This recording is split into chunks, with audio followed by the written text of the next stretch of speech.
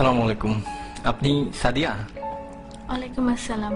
জি, আমি সাদিয়া। ভাইয়া আপনার কথা বললো আপনার সাথে দেখা করতে, তাই আসলাম। আসলে আপনার সাথে কিছু জরুরি কথা বলা দরকার। এই মুহূর্তে আমার তেমন কিছুই নেই, চাকরি নেই, পড়াশোনা মাত্র শেষ হলো। সুতরাং বুঝতেই পারছেন বিয়ের জন্য যে একটা মানসিক প্রস্তুতি, তার কোনোটাই আমার নেই।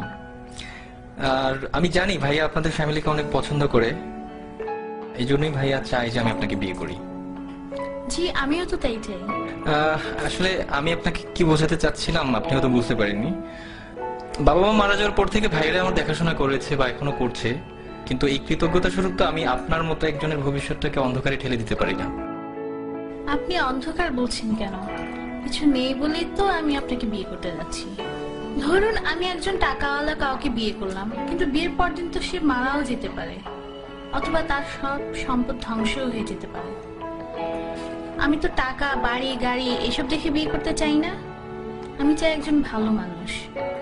তাছাড়া আজকালকার ছেলেদের যে অবস্থা, তারা যেভাবে চলাফেরা করে, এদের মধ্যে তো ভালো ছেলে পাওয়াটা খুবই মুশকিল।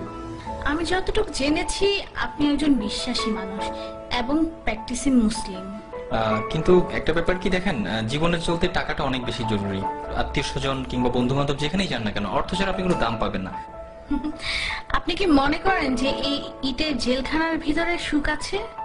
সেখানে আছে মোহ, আছে লোভ, লালসা আর নষ্টামি। তারা সম্পদের পিছনে ছুটতে গিয়ে নিজেদেরকেই হারিয়ে ফেলে। স্বামী স্ত্রীর মাঝে কোনো ভালোবাসা নেই। বাবা সন্তানকে দেখতে পারে না, সন্তান বাবাকে দেখতে পারে না।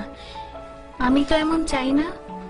আমি চাই একটুকু জান্নাত, যার তুলনায় এই দুনিয়ার সমস্ত সম্পদ খুবই তুচ্ছ। আমাদের বিয়েটা ছিল খুব সাধারণ।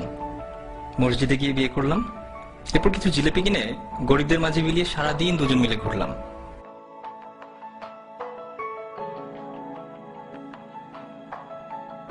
আপনি জানতে চাইতে পারেন কি ছিল আমাদের মাঝে?